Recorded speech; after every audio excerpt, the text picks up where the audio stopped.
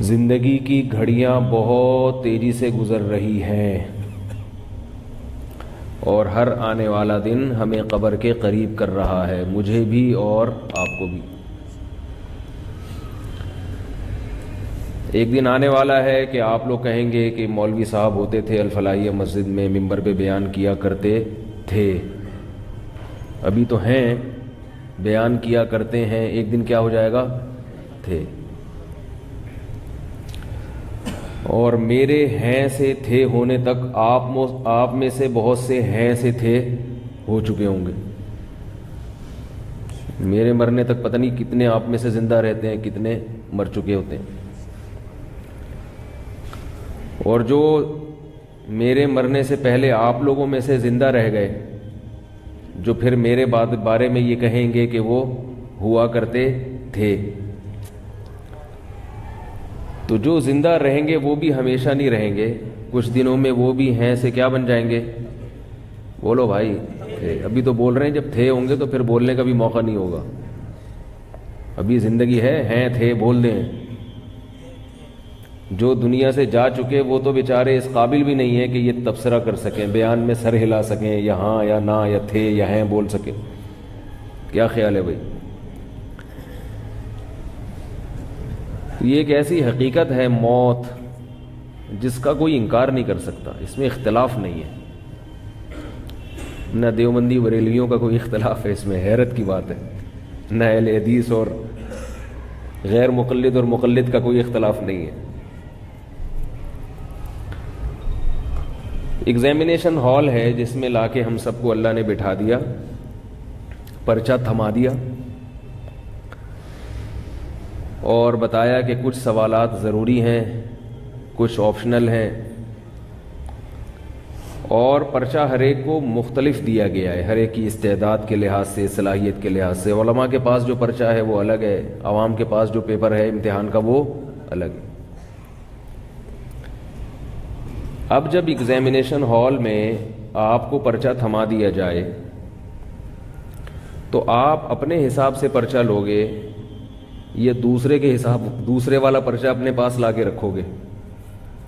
ظاہر ہے ٹائم کم ہے، مقابلہ سخت ہے، تو اپنے سوالات کو فوکس کرو گے، دائیں بائیں جھانکنے کی کوشش نہیں کرو گے۔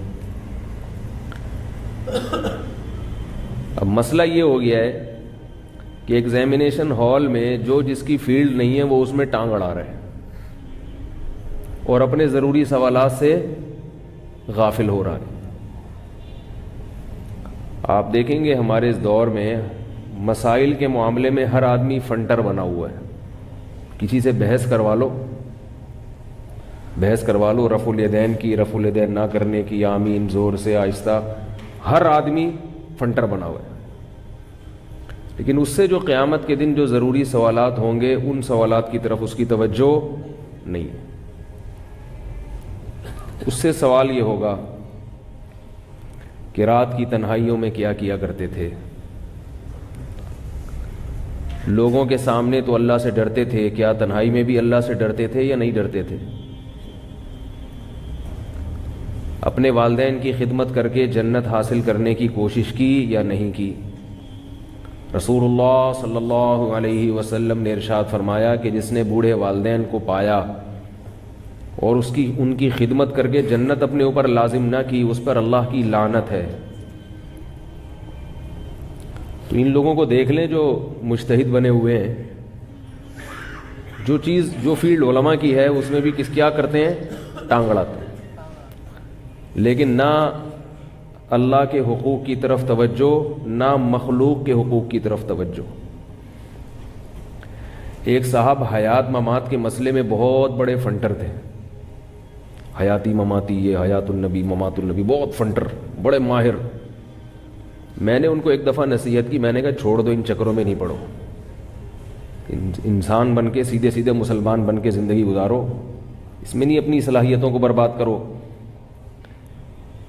تو کہنے لگے کہ یہ بہت ضروری عقیدہ ہے، یہ عقائد ضروریہ میں سے ہے، اس کے بغیر ہم مسلمان نہیں ہو سکتے۔ تو اللہ تعالیٰ بعض دفعہ ایسی دلیل ذہن میں ڈالتے ہیں، میں قرآن و حدیث سے دلیل لیتا نا، سمجھ میں نہیں آتی ان کے، ہر آدمی میں قرآن حدیث میں مسائل کا جو چیپٹر ہے نا وہ سمجھنے کی صلاحیت ہر آدمی میں نہیں ہوتی. یہ بات پبلک کی سمجھ میں نہیں آ رہی ہے. پبلک سمجھتی ہے کہ ہم بھی قرآن و حدیث میں جو مسائل کا چیپٹر ہے وہ سمجھ سکتے ہیں. قرآن و حدیث میں یہ واقعہ میں بھول نہ جاؤں, یہ جو گٹی پکڑ کے رکھے ذرا اس کی, تاکہ جہاں سے بات چل رہی ہے نا وہیں سے, کیونکہ میں جیسے ہی ہماری گاڑی کراچی اسٹیشن سے نکلتی ہے نا درمیان میں بہت سارے ٹریک آنا شروع ہو جاتے ہیں, اور جیسے پاکستان کی ٹرین ہر ٹریک پہ ہر اسٹیشن پہ رکتی ہے نا, تو ہماری بھی ایسے ہی کچھ یہاں عادت ہو گئی ہے. عوام جو ہے نا اپنے آپ کو قرآن و حدیث کے معاملے میں, مسائل کے معاملے میں جاہل ماننے کے لیے تیار نہیں ہے. بس ایک آیت یاد کی ہوئی ہے, وَلَقَدْ يَسَّرْنَا الْقُرْآنَ لِلذِّكْرِ فَهَلْ مِن مُدَّكِرٍ, ہم نے قرآن کو نصیحت کے لیے آسان کر دیا, کوئی ہے سمجھنے والا. کہتے ہیں جب قرآن جب آسان ہے تو مولویوں سے پوچھنے کی ضرورت نہیں ہے. بیچاروں کو اس آیت کا مطلب نہیں آتا, باقی قرآن کیا آئے گا. یعنی جو آیت یہ بتا رہی ہے کہ ہم نے قرآن کو آسان کیا, اس کی تفسیر جس کو نہیں آتی وہ باقی قرآن کیا سمجھے گا. اللہ نے قید لگا دی ہے, یہ نہیں کہا وَلَقَدْ يَسَّرْنَا الْقُرْآنَ كُلَّهُ, ہم نے پورے قرآن کو آسان کر دیا. نا نا نا نا, قرآن نے خود بتایا ہے وَلَقَدْ يَسَّرْنَا الْقُرْآنَ لِلذِّكْرِ, نصیحت کے لیے آسان کیا ہے, لِلْمَسَائِلِ الْفِقْهِيَّةِ, فقہی مسائل کے لیے. ایسا نہیں ہے کہیں قرآن میں. نصیحت کی جو چیزیں ہیں, عبرت کی جو باتیں ہیں, وہ قرآن میں بہت آسان ہیں, ان کے لیے کسی مفتی یا عالم کے پاس جانے کی ضرورت نہیں. نصیحت کی باتیں جیسے حضرت موسیٰ علیہ السلام کا واقعہ کہ اللہ نے نافرمانوں کو سزا دی, فرما برداروں کو برتری دی. اللہ تعالیٰ نے دنیا پرستوں کو ہمیشہ ناکام کیا ہے, پیغمبروں کی اتباع کرنے والوں کو ہمیشہ کامیاب کیا ہے. یہ عبرت کی باتیں. آخرت, اللہ کے وجود اور اللہ کی قدرت کے دلائل. هو الذی خلق من الماء بشرا, دیکھو اس نے پانی سے بوند سے تمہیں بنایا. فجعلہ نسبا وصہرا, عزت کتنی دے دی اس نے, خاندان میں پیدا کیا, ددیال ننیال سسرال والا خاندان لگا دیا. یہ وہ باتیں ہیں جن کو سن کے اللہ کی محبت پیدا ہوتی ہے, اللہ کا خوف پیدا ہوتا ہے. یہ نصیحت کہلاتی ہیں یہ باتیں. دیکھو باپ جب اپنے بیٹے کو سمجھاتا ہے تو کبھی تو وہ سمجھانا نصیحت کی باتیں ہوتی ہیں, کبھی کوئی چیپٹر پڑھا رہا ہوتا ہے اس کو. اگر وہ نصیحت کی بات کرے گا تو بہت آسانی سے بچے کی سمجھ میں آئے گی, کیونکہ نصیحت کی بات ہمیشہ آسان ہوتی ہے تو سمجھ میں آتی ہے. اب باپ اپنے بیٹے کو سمجھا رہا ہو کہ بیٹا بڑوں کے تجربے سے فائدہ اٹھاؤ, بڑوں کی زندگی بڑوں سے پوچھ کے چلا کرو, کیونکہ ہمارا تجربہ تمہارے تجربے سے زیادہ ہے. اب یہ بہت آسان الفاظ ہیں نا اس کے لیے. ایسی نصیحت باپ بیٹے کو کر رہا ہے کہ بیٹا وہ ڈکشنری کھول کے بیٹھا ہوا ہے کہ ابا نے جو یہ لفظ کہا تھا اس کا مطلب کیا ہے, اور یہ جو سینٹنس استعمال کیا اس میں سبجیکٹ کیا ہے, آبجیکٹ کیا ہے, ورب کیا ہے, ایکٹیو وائس کیا ہے, پیسو وائس کیا ہے. تو وہ نصیحت کا فائدہ ہوگا. نصیحت انتہائی آسان الفاظ میں ہوتی ہے. لیکن یہی باپ جب بیٹے کو, یہ وکیل ہے مثال کے طور پر ابا, یہ بیٹے کو لا اور قانون پڑھا رہا ہو, پھر یقیناً ڈکشنری کی کتابیں کھول کے, یہ ابا کہیں پروفیسر بھی ہیں, یونیورسٹی میں لیکچرار بھی ہیں, تو وہی لیکچر جو یونیورسٹی میں دیا ہے وہ اپنے بچے کو بھی دے رہے ہیں, اور اس میں لا سمجھا رہے ہیں, لا پڑھا رہے ہیں, اس کو قانون سمجھا رہے ہیں کہ دفعہ 144 کیا ہوتی ہے, دفعہ 145 کیا ہوتی ہے, آرٹیکل فلاں کا مطلب کیا ہے. تو اس میں وہ آسان نہیں ہوگا, اس کا ایک متن ہوگا, پھر اس کی تشریح ہوگی, پھر اس کی تشریح میں مختلف آراء بھی ہوں گی, رائے بھی ہوگی. بھئی یہ جو لا ہے, سپریم کورٹ نے اس لا کے تحت جو فیصلہ کیا تھا, اس فیصلے کی روشنی میں اس لا کا یہ مطلب ہے, اس قانون کا یہ مطلب ہے. 73 کے آئین کی جو فلاں شق ہے, اس شق کا مطلب کیا ہے, تو سپریم کورٹ نے جو فیصلہ کیا ہے اس کے مطابق اس کا یہ مطلب ہے. ممکن ہے اس پر کوئی اعتراض ہو کہ نہیں پہلے سپریم کورٹ کا فیصلہ یہ نہیں تھا, وہ تھا. جہاں مسائل کی بات ہوگی, قانون کی بات ہوگی, لا کی بات ہوگی, اس کو ڈیفائن کرنا پڑے گا, اور ڈیفائن کرنے والے بھی اس کے اہل ہوں گے. ہر نتھو پتو کا کام نہیں ہوگا. یہ میرا موضوع نہیں ہے, میں اصل بات کی طرف ابھی آ رہا ہوں. ابھی تو گاڑی نکلی ہے, ٹھیک ہے نا, ابھی تو اسٹیشن ہم نے چھوڑا ہے. تو قرآن ہی میں اللہ کا ارشاد ہے. یہ یاد رکھو, جتنے لوگ آج کل جو علماء سے آپ کو دور کرتے ہیں, بزرگوں سے آپ کو دور کر رہے ہیں, لیبل قرآن و حدیث کا لگا رہے ہیں, یہ قرآن و حدیث نہیں جانتے.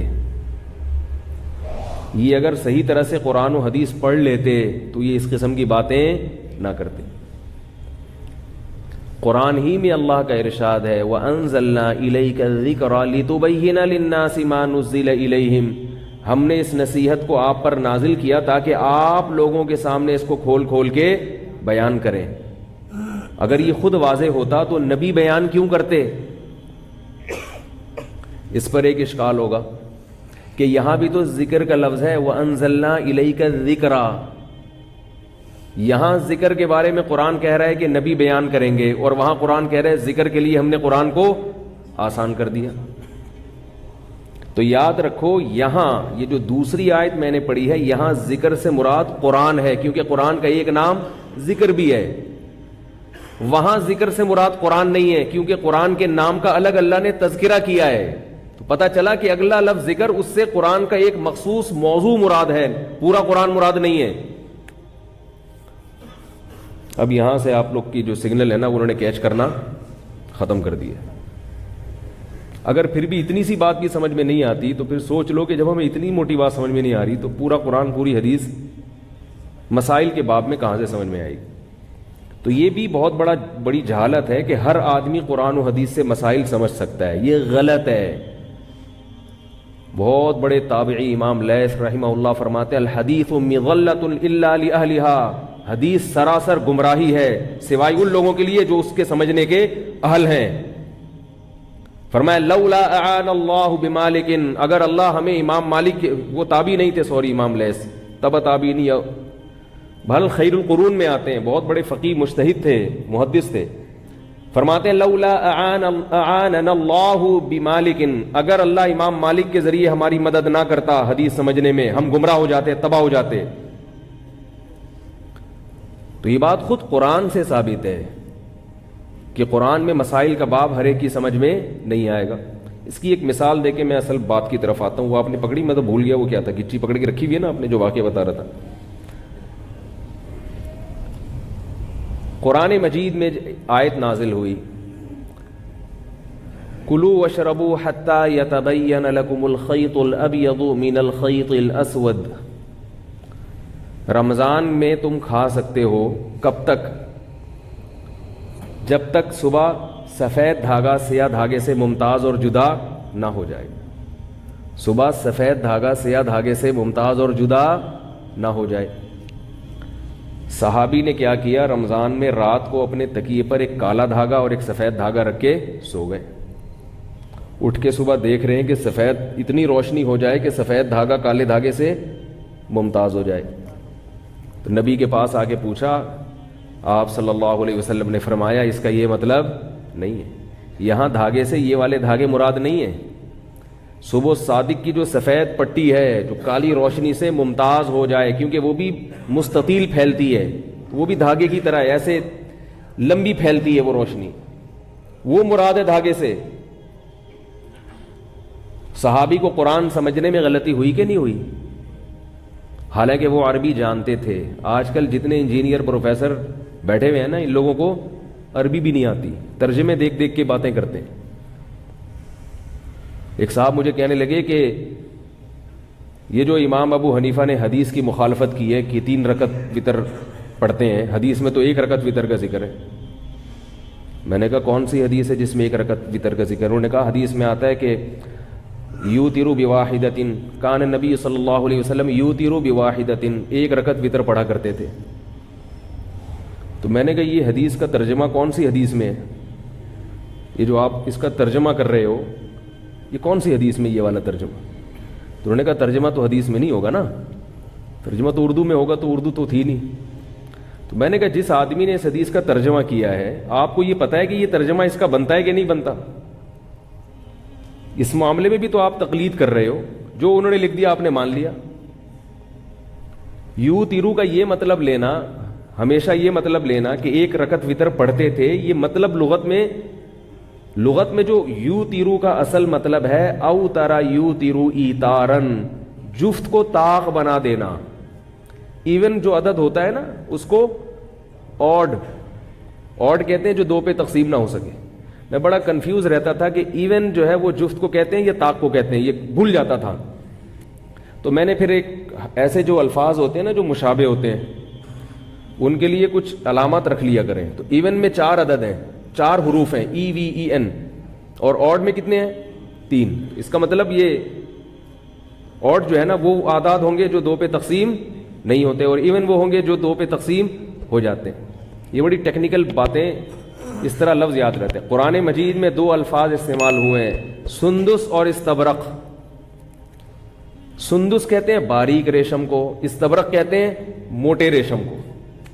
ابھی ہم طلب علمی کے دور میں یاد کر کے تھک جاتے تھے، پھر بھول جاتے تھے کہ موٹا ریشم ان میں کون سا ہے اور باریک کون سا ہے۔ تو ہمارے استاذ نے کہا استبرق، قاف یہ جو آ رہا ہے نا موٹا موٹا لفظ آ رہا ہے نا، کیا خیال ہے؟ استبرق، رق بولو گے قاف آ رہا ہے، قاف موٹا تازہ ہوتا ہے، قاف ویسے بھی گول ہوتا ہے، جو گول کس لوگ ہیں وہ دیکھنے میں قاف لگ رہے ہوتے ہیں۔ تو سندس میں ایسا نہیں ہے، سندس باریکی آ رہی، تو اس کے بعد ہمیشہ سے یاد ہو گیا کہ بھئی استبرق موٹا ریشم اور سندس باریک ریشم۔ اسی طرح ایک لفظ ہے رمل اور ایک لفظ ہے عربی میں رمل۔ جب ہم عمرے پہ جاتے ہیں یا حج پہ جاتے ہیں تو پہلے 3 چکر میں سینہ اکڑا کے، مرد کے لیے سینہ اکڑا کے چلنا سنت ہے، اور کسی حدیث میں عورت کو سینہ اکڑا کے چلنے سے منع نہیں کیا گیا، مگر پوری امت کا اجماع ہے کہ عورت رمل نہیں کرے گی۔ اس سے پتہ چلتا ہے کہ ہر مسئلہ حدیث میں بیان نہیں ہوتا۔ کسی حدیث میں عورت کو مردوں کی طرح رکوع کرنے سے منع نہیں کیا گیا، اس کے باوجود چاروں ائمہ کا اتفاق ہے کہ عورت مردوں کی طرح رکوع نہیں کرے گی، سمٹ کے کرے گی، کیونکہ وہ عورت ہے، وہ اکڑ کے نماز نہیں پڑھے گی، وہ سردے میں اپنے سرین کو نہیں اٹھائے گی، وہ عورت کا عورت ہونا ظاہر کرے گی کہ میں عورت ہوں، مرد نہیں ہوں۔ تو جن چیزوں کا تعلق پردے سے اور حیا سے ہے اس میں عورت تمام باتوں میں مرد سے خود بخود جدا ہے۔ سمجھ میں آ رہی ہے بات؟ تبھی عورت زور سے لبیک نہیں کہے گی، حالانکہ کسی حدیث میں زور سے لبیک کہنے سے عورت کو منع نہیں کیا گیا۔ یہ جو لوگ کہتے ہیں نا کہ صلو کما رأیتمونی اصلی، نبی نے فرمایا جیسے میں نماز پڑھتا ہوں ایسے پڑھو، تو نبی نے یہ بھی تو فرمایا حج جیسے میں نے کیا ویسے کرو، خذوا عنی مناسککم، جیسے میں نے حج کیا ایسے کرو۔ تو نبی نے تو صفا مروہ میں دوڑ لگائی ہے، تو ہم یہ حدیث عورتوں کو کیوں نہیں سناتے کہ نبی نے دوڑ لگائی ہے اور نبی نے فرمایا؟ حدیث کا مفہوم تو یہی ہوا نا کہ جیسے میں نے حج کیا ویسے ہی کرو، تو نبی نے تو دوڑ لگا کے کیا، تم آہستہ کیوں کر رہی ہو؟ تم بھی دوڑو۔ ظاہر ہے یہی کہا جائے گا کہ جن چیزوں کا حیا سے تعلق ہے اسلام اس میں عورت کو عورت دیکھنا چاہتا ہے، اس میں عورت کا عورت پنا جھلکنا چاہیے۔ یہ بھی میرا موضوع نہیں ہے، اس پر کہنے کے لیے اور بہت کچھ ہے، کیونکہ میں پھر وہ لوگوں کے سوالات شروع ہو جاتے ہیں کہ بھئی یہ والی بھی تو ہے، یہ بھی تو ہے، یہ بھی تو ہے۔ تو ابھی اس کو فی الحال ہم یہ درمیان میں آ رہے ہیں، گولے گنڈے والے بھی آ رہے ہیں، گرمنڈے، وہ تو جب ٹرین چلتی ہے تو آپ کو پتا ہے اسٹیشن پہ پھر ہر آدمی ٹرین پہ تو چڑھتا ہے نا، تو اب تو وہ ٹرینوں میں آوازیں ہی نہیں آتی گرمنڈے۔ پہلے زمانے میں کھڑکیاں کھلی ہوتی تھی ٹرین کی، دھول مٹی آ رہی ہوتی تھی، اور اب تو ٹرینیں بھی بڑی لگژری سی ہو گئی ہیں، وہ مزہ ہی ٹرین کا ختم ہو گیا، بیٹھو آرام سے لاہور پہنچ گیا آدمی، تو مزہ ہی نہیں آیا۔ پہلے ہم چھکا چھک کرتے ہوئے جاتے تھے، لیٹرین میں پہنچنا ایک بہت بڑا مجاہدہ ہوتا تھا، واش روم کے باہر غریبوں کی ایک پوری لائن ہوتی تھی جو بغیر ٹکٹ سفر کر کے وہاں سو رہے ہوتے تھے، ان غریبوں کو پھلانگتے ہوئے جانا، ان سے ریکویسٹ کرنا، پھر وہاں جانا اور پانی بھی مل جانا، اتنی سکون ملتا تھا، لوگ ریلیکس ہو جاتے تھے کہ یار اللہ کی اتنی نعمتیں، کیونکہ ٹینشن کے بعد جو سکون ملتا ہے تو اس سکون کی جو اس سکون میں جو لذت اور مزہ ہے وہ بغیر ٹینشن والے سکون میں نہیں ہے۔ تو خیر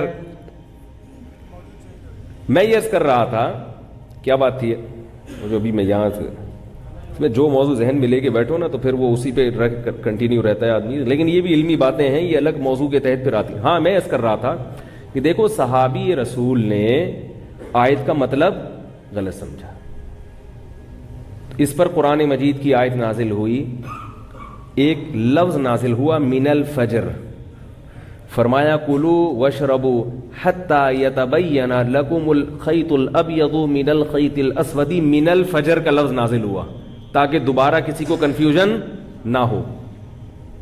من الفجر یعنی فرمایا کہ اس سے مراد کیا ہے؟ فجر کی روشنی ہے، دھاگے مراد نہیں ہے۔ یہاں ایک سوال پیدا ہوتا ہے کہ قرآن یہ کنفیوژن پہلے ہی دور کر دیتا تاکہ یہ نوبت ہی نہ آتی، ایک لفظ صحابی کے نہ سمجھنے کی وجہ سے بعد میں نازل کیا جا رہا ہے، تو اللہ تو عالم الغیب ہے، اللہ پہلے ہی کنفیوژن دور کر دیتے، من الفجر نازل کر دیتے۔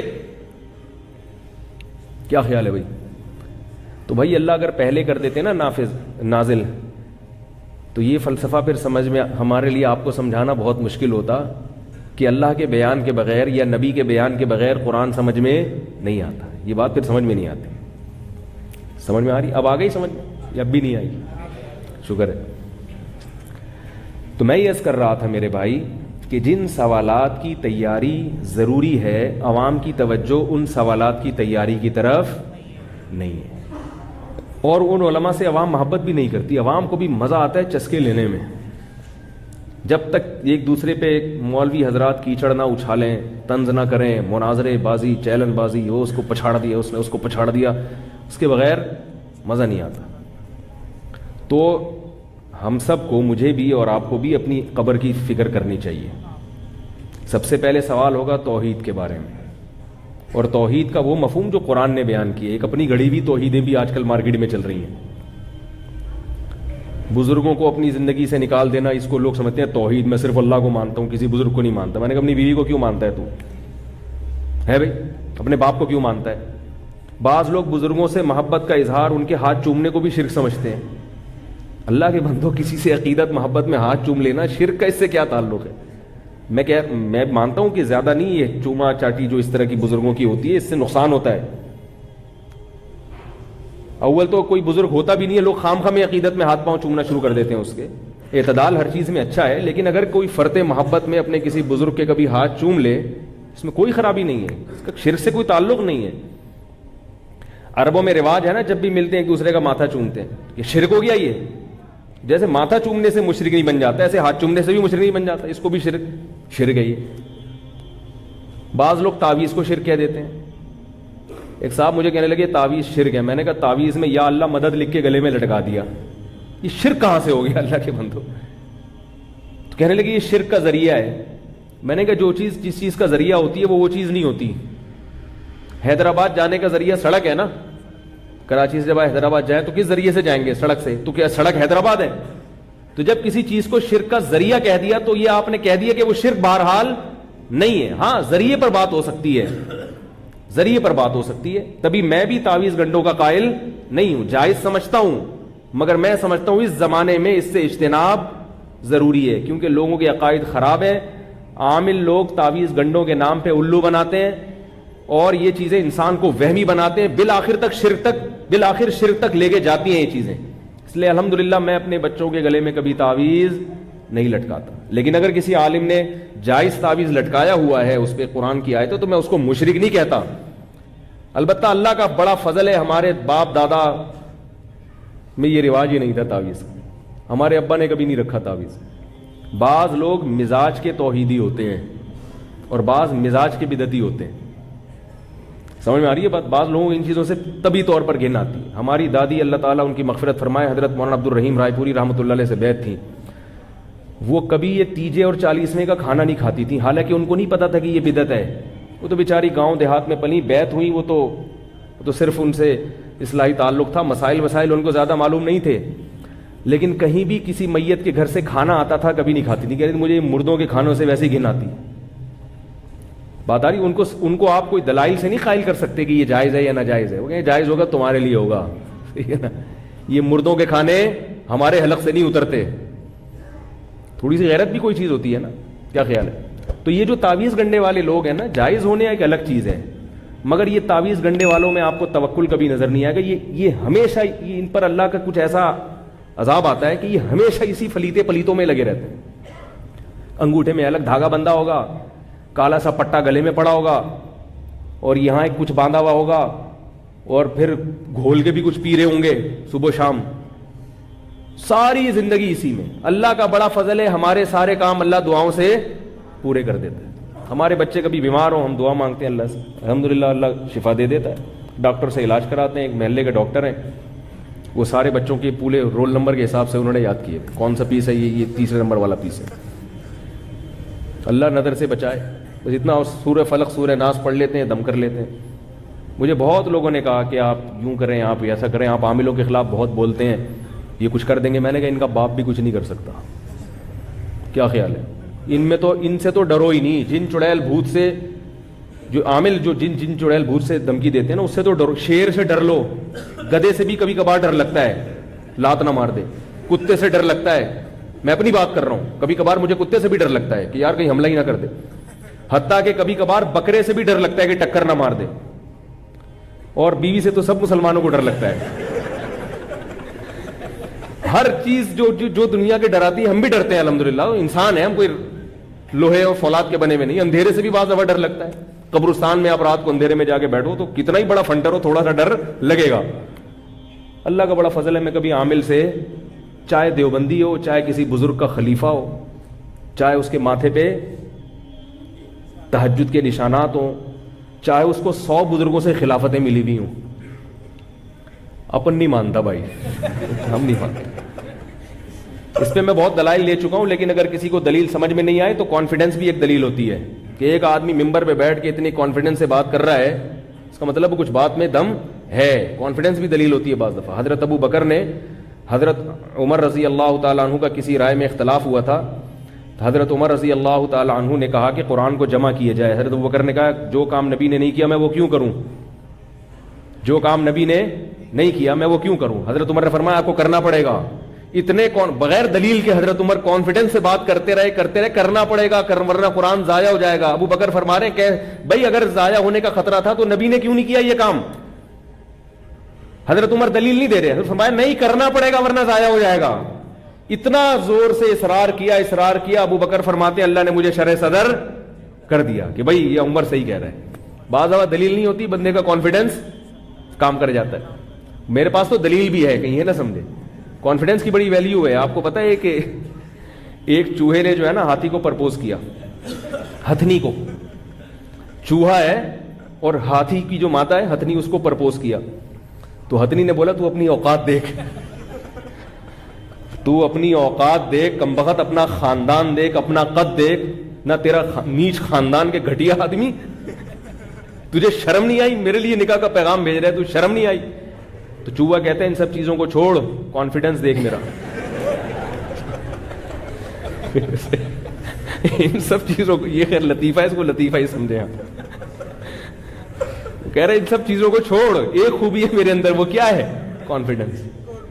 تو ہم تو بھائی ایسے اللہ کا شکر ہے کوئی ایسے برے خاندان کے بھی نہیں ہیں. ہمارے پاس تو دلائل بھی ہیں. تو دلائل کے ساتھ جب کانفیڈنس بھی ہو تو بعد میں اور جان پڑ جاتی. تو اس لیے عاملوں سے قطعاً متاثر ہونے کی ضرورت نہیں ہے. اور مجھے یہ نہ بتایا کرے وہ اتنے بڑے بزرگ ہیں ان کے پاس تو حضرت مولانا فلاں دامت برکاتہم جاتے ہیں. مجھے یہ بھی کہتے ہیں حضرت آپ کے استاذ فلاں کے پاس جاتے ہیں. میں نہیں مانتا. میں اپنے استاذوں کو مانتا ہوں, مگر وہ جن کے پاس علاج کے لیے جا رہے ہیں خدا کی قسم نہیں مانتا ان کو. اب آپ مجھے اس میں جذباتی سمجھیں یا بیوقوف سمجھیں یا متشدد سمجھیں, جو مرضی سمجھیں. اگر آپ کو عبرت نہیں ہوتی تو جائیں, آپ پھر علاج کرائیں. زندگی اگر آپ کی تباہ نہ ہوئی اور تعویذ گنڈوں پلیتوں میں ساری زندگی نہ گزری تو میرا نام بدل دینا آپ. جو ایک دفعہ ان پلیتوں کے پاس چلا گیا نا, روحانی ٹوٹکوں اور فضول لوگوں کے پاس, پوری زندگی کے لیے برباد ہو جاتا ہے. جن چڑیل بھوت کا علاج گھر میں کر لو, آیت الکرسی, سورہ فلق, سورہ ناس پھونک لگا کے, یا کسی مسجد کے امام صاحب کے پاس, بزرگ کے پاس, جو بھی ہے جو یہ کام کرتے نہیں ہیں ان کے پاس لے جاؤ. بولو حضرت آپ نیک آدمی, آپ کی پھونک میں اللہ نے دم رکھا ہوگا, تو اس سے پھونک لگوا لو. یہ ٹھیک ہے, اتنا میں مانتا ہوں. سمجھ رہے ہو؟ تو عجیب نظر اتار رہے ہیں, وہ تسبیح کو یوں ٹک ٹک ٹک کر کے نظر اتار رہا ہے. تجھے یہ کیسے پتا چلا کہ جس میں نظر لگی ہے؟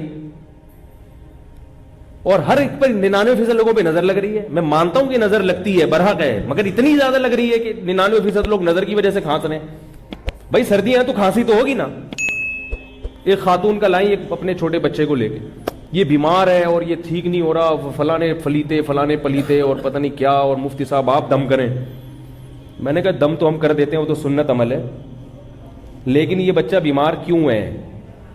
ان سے میں نے پوچھا یہ ماں کی فیڈ پی رہا ہے کہ نہیں پی رہا؟ انہوں نے کہا نہیں، ڈبے پہ چل رہا ہے یہ. میں نے کہا جتنے فلیتے پلیتے لگا لو، یہ بچہ صحت مند نہیں ہو سکتا. اللہ نے ڈبے نہیں پیدا کیے، بچے کے پیدا ہوتے ہی کیا مارکیٹ میں ایک دم ڈبے آ جاتے ہیں؟ بھائی اگر بچے کے لیے ڈبے کا دودھ اچھا ہوتا جو ڈاکٹر لکھ کے دے رہا ہے، تو جیسے ہی بچہ پیدا ہوتا آسمان سے آپ کے گھروں میں 2-3 ڈبے اترتے اللہ کی طرف سے. جیسے ہی بچہ پیدا ہوتا ہے فوراً ماں کی چھاتیوں میں دودھ پیدا ہوتا ہے، اس لیے کہ اللہ جانتا ہے اس کی کیا چیز اس کے لیے کیا ضروری ہے. تو ماں کا دودھ ضروری تھا تو اللہ نے وہ پیدا کر دیا، ڈبہ ضروری نہیں تھا تو اللہ نے نہ ڈبہ پیدا کیا نہ ڈبے کے اندر دودھ پیدا کیا. یہ ڈاکٹروں کی تقریریں ہمارے سامنے، یہ فالتو قسم کی تقریریں. ڈاکٹروں کو میں مانتا ہوں، ہم بھی بیمار ہوتے ہیں ڈاکٹر کے پاس ہی جاتے ہیں، لیکن ایک تو ہر ڈاکٹر کی ہر فیلڈ میں ریسرچ نہیں ہوتی، دوسرا فطرت سے جو ڈاکٹر آپ کو لڑوا رہا ہے نا اس کی بات کبھی نہ مانو. ایک زمانے تھا ڈاکٹروں نے ڈبے کے دودھ کے فضائل پر زمین اور آسمان کے انبار لگا دیے تھے، بعد میں تجربے سے ثابت ہوا کہ غلط ہے یہ. بھائی جو اللہ کی تخلیق ہے اس کا کوئی آلٹرنیٹ نہیں ہو سکتا. جس خدا نے پیدا کیا وہ ماں کی چھاتیوں میں دودھ پیدا کر رہا ہے، آپ کہہ رہے ہو نہیں یہ والا زیادہ اچھا ہے، اس کا مطلب وہ جو آسمان پہ خدا بیٹھا ہوا ہے وہ غلط کر رہا ہے، آپ کو زیادہ پتا ہے. تو مائیں آج کل بچوں کو دودھ نہیں پلاتی، پھر وہ دم درود تعویذ گنڈے اور پتہ نہیں کیا کیا. وہ کہنے لگی بچہ دودھ پیتا ہی نہیں. میں نے کہا اس کا کچھ علاج کراؤ، ڈاکٹر سے جا کے پوچھو کیوں نہیں پی رہا، ماں کا دودھ کیوں نہیں پی رہا. تو ماں کا دودھ کڑوا ہو جاتا ہے بعض دفعہ. جب عورت کا مزاج کڑوا ہو نا اس کی کڑواہٹ دودھ میں بھی آتی ہے. حقیقت ہے یہ. ماں کے دودھ کو اللہ نے عجیب چیز بنایا ہے، ایسا لنک اللہ نے رکھا ہے. دیکھو بچہ روتا ہے بھوک لگتی ہے تو ماں کی چھاتیوں میں دودھ خود بخود بڑھ جاتا ہے. بچہ جتنا وزنی ہوتا ہے نا، جتنے پاؤنڈ کا ہوگا اسی حساب سے ماں کی چھاتیوں میں دودھ پیدا ہوتا ہے. ڈبے کو یہ پتا ہے کہ کتنا پیدا ہونا ہے کتنا نہیں ہونا. اور بچے میں جس وٹامن کی کمی ہوتی ہے ماں کے دودھ میں وہ چیز بڑھ جاتی ہے. تو اللہ ہے بھائی، اللہ پہلے اللہ ہے، باقی چیزیں بعد میں. تو جلدی سے بات کو نمٹاؤں میں. کہاں بات چل رہی تھی؟ ہے نہیں یہ جو یہاں ڈبے پر بات آئی ایگزام سے بعد جو بات آگے چل رہی تھی. ہاں میں یہ کر رہا تھا کہ قبر میں جو سوال ہوگا وہ سب سے پہلے کیا ہوگا؟ توحید کا. اللہ کو مانتے ہو، اور توحید حقیقی توحید، وہ نہیں کہ جو بھی توحید کے نام پہ پھر قواریت پھیلا دیں. تو میں یہ کر رہا تھا یہ تعویذ گنڈوں کے چکر میں اللہ کے بندو نہ پڑا کرو. اللہ سے دعائیں مانگو، دعائیں مانگنا سیکھو. جب کوئی پریشانی ہو مشکل ہو تو اس کے اسباب بھی دیکھو کہ کیوں پریشانی ہو رہی ہے، اس کے اسباب دور کرو. ہماری اپنی حماقتیں ہیں جن کی ہمیں سزا مل رہی ہوتی. اب آپ بیمار رہ رہے ہیں تو آپ کی جب صبح شام پراٹھے کھاؤ گے تو بیمار تو ہوگے. بیمار نہیں ہو رہے تو سمجھ لو کہ کسی نے کچھ کیا ہوا ہے کہ اتنے پراٹھے کھا گئے بھی بیمار نہیں ہو رہا میں. حقیقت ہے نا. جس قسم کی خوراکیں ہیں، ایکسرسائز بالکل بھی نہیں ہے، پھر کہہ رہے ہیں یار پتہ نہیں گھر میں پریشانیاں ہی چلی جا رہی ہیں. احتیاط بالکل بھی نہیں ہے کسی چیز میں، بالکل بھی محتاط نہیں ہے. احتیاط والا پہلو تو اختیار کرتے ہی نہیں ہے. نکاح میں صرف خوبصورتی دیکھی جاتی ہے عورت کی، اخلاق خاندان دیکھا ہی نہیں جاتا. پھر بھی جب چترول لگاتی ہے بچے بھی باغی ہو جاتے ہیں، کہہ رہے ہیں یار میرا تو سارا گھر کا سیٹ اپ ہی خراب چل رہا ہے. تو ظاہر ہے جب آپ نے جو چیز دیکھی تھی ناک نقش وہ مل گیا آپ کو، اخلاق تو دیکھے ہی نہیں آپ نے. خوبصورتی جو ہے نا یہ تھوڑی دیر کی ہوتی ہے، اور عورت کے اخلاق یہ گھر کو جنت بناتے ہیں. اس لیے نبی نے فرمایا، یہ نہیں نبی نے کہا کہ خوبصورت عورت سے نکاح نہیں کرو، فرمایا نہیں، ترجیح کس کو دو؟ خوش اخلاق اور دیندار کو. اگر وہ خوبصورت بھی ہے تو بہت اچھی بات ہے، خوبصورت نہیں ہے آپ کے پاس دو آپشن ہے، ایک اخلاق اچھے ہیں اور ایک کی صرف حسن و جمال ہے. تو آپ صلی اللہ علیہ وسلم نے کیا فرمایا؟ کس کو ترجیح دو؟ کیونکہ آگے پوری نسل ہے بھائی، بچے پیدا ہوں گے، کل آپ گھر کے سربراہ بنو گے، وہ تو سارے بچوں کو باغی بنا دے گی آپ کا. تو اسباب کامیابی کے اختیار کرنا اور پھر اس کے ساتھ کیا کرنا؟ دعا کرنا. یہ اللہ کو پسند ہے. اور پھر وہ استخارہ کا تو میں کرتا رہتا ہوں حساب، ابھی میں نہیں چھیڑوں گا استخارے کا. تو میں یہ عرض کر رہا تھا کہ جو ضروری سوالات ہیں قبر میں جن سوالات کا جواب دینا ہے، آج پبلک ان سوالات کی تیاری، وہ جو ہماری ذات سے متعلق سوال ہوں گے، ہم سے یہ سوال نہیں ہوگا کہ یزید کیسا آدمی تھا، فاسق تھا یا اچھا تھا۔ ہاں، ہم سے اہل بیت کی محبت کا سوال ہوگا کہ رسول اللہ صلی اللہ علیہ وسلم کے جو خاندان کے لوگ ہیں ان سے محبت تھی یا نہیں تھی۔ یہ تو ضروری چیز ہے، جس سے انسان کو محبت ہوتی ہے اس کے اہل و عیال سے بھی محبت۔ تو حضرت حسین سے ہم کیا کرتے ہیں؟ محبت کرتے ہیں، حضرت حسن سے بھی۔ باقی یزید ہماری زندگی سے اس کا کوئی تعلق نہیں ہے، اس کے بارے میں خاموش رہو، کیا ضرورت ہے۔ اسی طرح اور بہت ساری چیزیں جو فالتو والتو لوگوں نے بنا کے پورے اس پہ فرقے کھڑے ہو چکے ہیں ان چیزوں پہ۔ تو پھر سوال ہوگا دوسرا، حقوق اللہ میں، حقوق اللہ میں سب سے پہلے کس چیز کا سوال ہوگا بھائی؟ نماز۔ یہ نہیں ہوگا کہ اس طرح پڑھی تھی کہ اس طرح پڑھی تھی۔ اگر نماز میں یہ سوال ہوتا نا قیامت کے دن کہ رفع الیدین کیوں نہیں کیا، تو عبداللہ بن مسعود کی نماز قبول نہیں ہوگی، کیونکہ وہ رفع الیدین نہیں کرتے تھے۔ اور مصنف ابن ابی شیبہ میں ہے، کان اصحاب علی وابن مسعود لا يرفعون ایدیہم فی الصلاۃ، عبداللہ بن مسعود اور حضرت علی کے شاگرد رفع الیدین نہیں کرتے تھے، یہ تو سارے شاگردوں کی نماز ضائع۔ اور اگر قیامت کے دن یہ سوال ہو گیا کہ رفع الیدین کیوں کیا ہے بھائی، تو پھر عبداللہ بن عمر کی نماز ضائع ہو جائے گی، وہ تو کرتے تھے۔ انس بن مالک کی نماز بولو نا بھائی ضائع ہو جائے گی۔ عبداللہ بن عباس کی نماز، اس سے کیا پتہ چلتا ہے کہ اگر یہ ضروری سوال ہوتا تو صحابہ اس مسئلے میں اختلاف بولتے کیوں نہیں یار؟ لازمی اختلاف کرتے، اور بڑی پھڈے بازیاں ہوتی ہیں صحابہ میں کہ نہیں پہلے اس مسئلے کو حل کرو، رفع الیدین کرنا ہے کہ نہیں کرنا، اس کے بعد امت آگے چلے گی، جہاد بعد میں ہوگا، پہلے یہ حل کرو۔ انہوں نے کہا یہ بھی ٹھیک ہے، جیسا اختلاف چل رہا ہے چلنے دو، آگے چلو، چھوڑ دو اس کو یہیں پہ۔ نماز کے بارے میں سوال ہوگا کہ پڑھی کے جو اجماع سے نماز ثابت ہے جتنی حیت، اس پہ تو سب متفق ہیں نا۔ اللہ کا بڑا فضل ہے کہ امت میں اتنے اختلافات کے باوجود بنیادی چیزوں میں سب الحمدللہ، اہل حق لوگوں کی بات کر رہا ہوں، وہ بنیادی چیزوں میں الحمدللہ سب متفق ہیں اہل حق علماء۔ نمازیں کتنی ہیں؟ 5 ہیں۔ تو حقوق العباد میں سب سے پہلے کس کا سوال ہوگا؟ نماز کا، جماعت سے نماز۔ اور حقوق العباد میں سب سے پہلے بولو بھائی، نہیں پتہ ہی کوئی نہیں، والدین کے بارے میں، کیونکہ حقوق العباد کی ابتدا کہاں سے ہوتی ہے؟ والدین سے۔ ان کے ساتھ کیسا سلوک؟ پورے محلے کو خوش رکھا ہوا ہے، ابا اماں کیا ہیں؟ ناراض ہیں۔ اور یاد رکھو جہاں باپ اور ماں کی بات آتی ہے تو دادا دادی اور نانا نانی اس مفہوم میں خود بخود داخل ہوتے ہیں، خود بخود داخل ہوتے ہیں۔ پھر حقوق العباد کی مختلف نوعیتیں ہیں۔ نوعیتیں کیا مطلب؟ خوش اخلاقی بھی حقوق العباد میں آتی ہے، خرچ کرنا بھی حقوق العباد میں آتا ہے۔ آپ اگر خوش اخلاقی سے بات نہیں کر رہے، بد اخلاق ہیں، تو آپ صلی اللہ علیہ وسلم نے فرمایا بد خلق آدمی، حدیث کا مفہوم ہے اللہ سے بھی دور ہوتا ہے اور لوگوں سے بھی دور ہوتا ہے، وہ کما قال صلی اللہ علیہ وسلم۔ اور آپ صلی اللہ علیہ وسلم نے فرمایا جس کے اخلاق سب سے اچھے ہوئے قیامت کے دن سب سے میرے قریب وہ ہوگا۔ بات جو بھی کرتا ہے ایسا کرتا ہے جیسے ہمارے معاشرے میں دیکھ لیں ڈنڈا کھینچے مار۔ کل مجھے کسی مولوی صاحب کا کلپ بھیجا، وہ پتہ نہیں علماء پہ بڑا طنز کر رہے تھے کہ یہ علماء ایسے، مولوی ایسے۔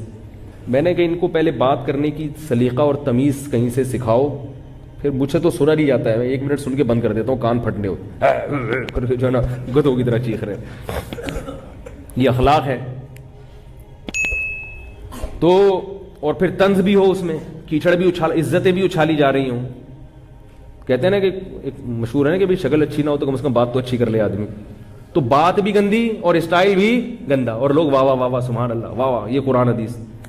ہر فرقے میں ہوتے ہیں، میرا مقصد کسی خاص فرقے کی نہیں، ہر فرقے میں ایسے لوگ ہوتے ہیں، ہر مسلک میں ایسے لوگ ہوتے ہیں۔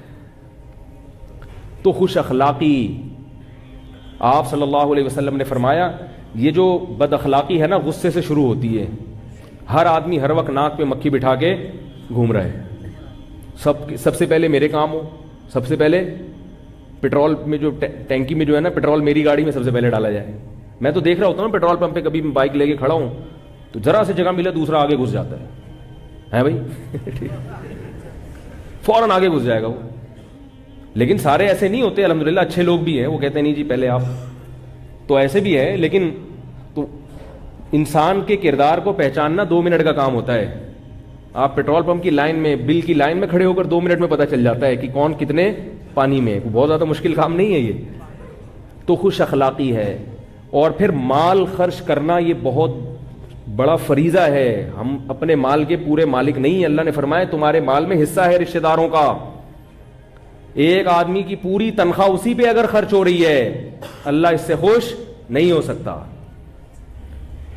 قل ما انفقتم من خیر فللوالدین والاقربین, خرچ کرنا ہے جن میں سب سے پہلے والدین اور پھر سب سے پہلے قرابت دار. والدین اور قرابت دار اگر محتاج ہوں تو ان پہ خرچ کرنا فرض ہے. لیکن بیوی بچوں کو اللہ نے الگ پروٹوکول دیا کہ وہ محتاج نہ بھی ہوں تو ان پہ باپ کو خرچ کرنا پڑے گا, کیونکہ یہ کیا ہے, ان کا باپ ہے. والدین کا باپ نہیں ہے, اولاد ہے. اور بچوں کا کیا ہے, باپ. اور عورت کا کیا ہے, شوہر. اس لیے عورتوں کو کہتا ہوں اپنے میاؤں کی قدر کرو. اللہ نے اتنا اس کی ذمہ داری لگا دی ہے. اللہ نے تمہارے میاؤں کو ایسا بنایا, اللہ نے کہا کہ تمہاری بیوی کروڑ پتی بھی ہے تو تجھے کھلائے گا کون, تیرا شوہر. اس کو میں نے گھر کا بڑا بنا دیا, ساری زندگی تیری خبر گیری تیرا شوہر کرے گا. والدین تو رخصت کر دیتے ہیں, اب ذمہ داری ختم. پوری زندگی کی ٹینشن کون اٹھاتا ہے بھائی, شوہر اٹھاتا ہے. اور یہ جو مشرقی شوہر ہیں, مسلمان شوہر, ان کی اگر عظمت خواتین کو سمجھ میں نہیں آتی, یورپ میں جا کے دیکھو. وہاں کے شوہر بڑے اچھے ہیں, خوش اخلاق ہیں, ہر بات تھینک یو سے شروع کرتے ہیں. تھینک یو پہ جیسے ہمارے ہوتا ہے نا وظیفہ شروع میں 11 دفعہ درود شریف, آخر میں 11 دفعہ. تو انگریز جب بھی بات شروع کرے گا مسکرا کے تھینک یو کے ذریعے, درمیان میں کچھ رپورٹ پیش کرے گا بڑے مزے سے, بہت اچھے اخلاق کے ساتھ, اور آخر میں پھر کیا کہے گا, تھینک یو کہہ کے. جاب سے بھی نکالیں گے تو تھینک یو کہہ کے نکالیں گے, اتنے اچھے اخلاق. بھائی تھینک یو, اب آپ جا سکتے ہیں, آپ یہ سگنیچر کر دیں یہاں پہ, آپ مستعفی ہو جائیں آپ. اتنے اچھے اخلاق. اور ہمارے یہاں جاب پہ بھرتی بھی کریں گے نا تو تمیز سے نہیں کریں گے, دھمکی سے شروع کریں گے بات, پہنچ جانا کل صبح 8 بجے. تو لیکن اتنے اچھے اخلاق کے باوجود بیوی پہ خرچ کرتے ہیں نہیں کرتے, بچوں پہ خرچ کرتے ہیں. اس لیے کہتا ہوں بھائی آخرت میں انشاءاللہ اتنے نالائق ہونے کے باوجود مسلمان اوپر ہوں گے انشاءاللہ. اس لیے کہ کوالٹیز جو ہے نا آج بھی مسلم میں الحمدللہ من حیث, میں یہ نہیں کہہ رہا ہر چیز میں مسلمان ان سے اچھے ہیں, میں یہ نہیں کہہ رہا ہر چیز میں ان سے اچھے نہیں ہیں, بعض چیزیں ان کی اچھی ہیں, لیکن من حیث القوم جو مسلمان کی خوبیاں ہیں وہ ان سے بہت بھاری ہے. جب قیامت کے دن ترازو تولا جائے گا اس میں مسلمانوں کی جو چند خصوصیات ایسی ہیں ان کا وزن انشاءاللہ بہت بھاری ہوگا. ان خوبیوں میں ایک یہ بھی ہے کہ مسلمان مرد پوری زندگی بیوی بچوں کی ٹینشن اٹھاتا ہے. کبھی نہیں ایسا ہوگا کہ جتنا مرضی بیوی کے علاج پہ خرچ کرنا پڑے کرتا ہے. یہ جو شریف لوگ ہیں, آپ لوگ کی بات کر رہا ہوں میں, سارے تو نالائق تو ہر جگہ بھی ہوتے ہیں, وہ ساری زندگی اٹھائے گا ٹینشن. جب باپ نے ایک دفعہ بیٹی کو رخصت کر دیا, کس کی ذمہ داری شروع, شوہر کی. اس کو فالج بھی ہو جائے عورت کو, اس کو لقوہ بھی ہو جائے. ہمارے معاشرے میں الحمدللہ اب تک میجورٹی ایسی ہے کہ اس کو چھوڑتی نہیں ہے, میں رکھو اس کو, اب یہ میری ذمہ داری ہے, اس کو بھی کھلاؤں گا, اس کے بچوں کو بھی کھلاؤں گا. اس لیے میں کہتا ہوں خواتین سے اگر میاؤں سے کبھی اونچ نیچ ہو جایا کرے تو ان کی میاؤں پہ صبر کیا کریں. کہہ رہی یہ میاؤں کیوں کر رہا ہے, دھاڑ کیوں رہا ہے. جب اتنا کر رہا ہے تو تھوڑی سی برداشت بھی تو کرو نا, اس کی برداشت کر لو بیچارے کی. تو حقوق العباد میں سوال کس کا ہوگا, ابدأ بمن تعول, فرمائے جو تمہارے اہل و عیال ہیں, بیوی بچے ہیں, ان پر سب سے پہلے ان کی ذمہ داری, تم ذمہ داری پوری کر رہے ہو یا نہیں کر رہے, اس کا کہاں سوال ہوگا, قبر میں سوال ہوگا. میت کو تو دفنا کے لوگ چلے جاتے ہیں, بڑے اچھے تھے, بیچارے کا حال کیا ہو رہا تھا یہ اللہ ہی بہتر جانتا ہے. اس سے ساری چیزیں نکل رہی ہوتی ہیں کہ بھائی تو اتنی تنخواہ بچا کے کہاں رکھتا تھا, یہ بتا خرچ کیوں نہیں کیا تو نے, ہے بھائی. نبی صلی اللہ علیہ وسلم نے فرمایا جیسا خود کھاتے ہو ایسا گھر والوں کو کھلاؤ, جیسا خود پہنتے ہو ایسا ہی گھر والوں کو پہناؤ. تو یہ سوال ہوگا. پھر گناہوں کے بارے میں سوال ہوگا. یعلم خائنۃ الاعین وما تخفی الصدور. فرمایا آنکھوں کی خیانت کو وہ جانتا ہے. یہ جو آنکھ مٹکے ہو رہے ہیں, انٹرنیٹ پر بیہودہ فلمیں دیکھی جا رہی ہیں یا بدنظری کی جا رہی ہے آفس میں ادھر ادھر, اللہ نے فرمایا فمن ابتغى وراء ذلك, تمہارے لیے صرف تمہاری بیوی کو بنایا ہے, اس کے علاوہ کہیں اور دیکھنے کی اجازت نہیں ہے. جتنی مرتبہ دیکھو گے اتنی مرتبہ آنکھوں کا حساب دینا پڑے گا. اور اللہ نے آنکھ کے بارے میں فرمایا کہ آنکھ کی خیانت کو جانتا ہے, اس لیے کہ آنکھ جتنی جلدی خیانت کرتی ہے جسم کا کوئی اور عضو ایسے خیانت نہیں کرتا, کیونکہ وہ پکڑا جاتا ہے فوراً. آنکھ سے جو نظر ہے نا, آپ کسی کو گردن گھما کے دیکھیں گے پتہ چل جائے گا, لیکن آنکھ سے دیکھیں گے پتہ نہیں چلتا. آنکھیں تو گھومتی رہتی ہیں انسان کی, بدنظری آنکھوں سے ہوتی ہے. اس لیے اللہ نے فرمایا کہ آنکھوں کی خیانت وہ جانتا ہے. تو بھائی یہ وہ سوالات ہیں کہ کھایا کمایا. نبی صلی اللہ علیہ وسلم فرمائے جب تک انسان کے قدم, انسان 4 باتوں کا جواب نہ دے, قیامت کے دن اس کے پاؤں اپنی جگہ سے نہیں ہلیں گے. ان میں ایک سوال یہ بھی ہے, مال کہاں سے کمایا اور کہاں خرچ کیا. ہیپی نیو ایئر میں تو نہیں اڑا دیا مال سارا ہے بھائی, پٹاخوں میں, شب برات کے پٹاخوں میں تو نہیں اڑا دیا, نائٹ کلبوں میں تو نہیں اڑا دیا, میوزیکل شو میں تو نہیں اڑا دیا. یہ سوال ہوگا. یہ بھی سوال ہوگا کہاں سے کمایا, حلال کمایا, یہ سوال. اور پھر حلال کما کے اس حلال کو بھی غلط جگہ خرچ کرنے کی اجازت نہیں ہے. تو بھائی یہ ساری چیزیں ہیں. ہم غلام ہیں اپنے آپ کو, ہمیں چاہیے کہ ہم غلام سمجھیں.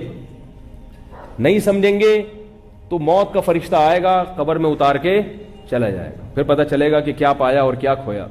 تو وہ شاعر نے کہا نا, ہو رہی ہے عمر مثل برف کم, چپکے چپکے رفتہ رفتہ دم بدم. تو میں بھی موت کے قریب جا رہا ہوں, آپ بھی موت کے قریب جا رہے ہیں. ایک زمانہ آئے گا نہ ہم ہوں گے نہ آپ ہوں گے. کوئی اور مولوی صاحب یہاں بیٹھے ہوئے ہوں گے اور کوئی اور مجمع یہاں بیٹھا ہوگا. آج جو میں باتیں کر رہا ہوں وہ والے مولوی صاحب کر رہے ہوں گے, اور آپ جو باتیں آج سن رہے ہیں وہ اگلی نسل وہی باتیں سن رہی ہوگی. اور جیسے ہم بدعمل ہیں اور آپ بھی بیچارے ہم جیسے ہی معلوم ہو رہے ہیں, ٹھیک ہے, پچھلوں کے تجربوں سے فائدہ نہیں اٹھا رہے, تو اگلے بھی لگتا ہے ایسے ہی ہوں گے. باتیں ہی چل رہی ہیں, عمل سے ہم سب کیا ہیں, خالی ہیں. تو عقل مند وہ ہے جو جلد سے جلد توبہ کر کے موت سے پہلے اپنی زندگی کو سدھار لے. اللہ تعالی ہم سب کو سمجھنے کی, عمل کرنے کی توفیق عطا فرمائے.